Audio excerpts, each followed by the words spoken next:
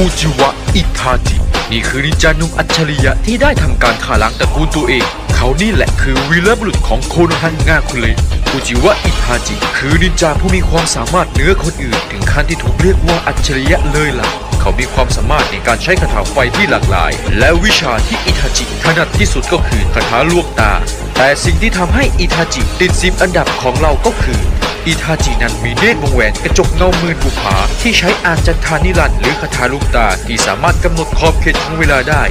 และเทวิสุริยาหรือคาถาไฟสีดำคาถาไฟไม่มีวันดับและยิ่งกว่าอ่างจันทานิรันดร์กับเทวิสุริยา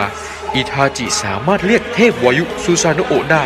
นอกจากนั้นแล้วอิทาจิยังสามารถใช้คาถาเนตรอิซานามิวิชาดวงตาชั้นสูงของตระกูลอุจิวะ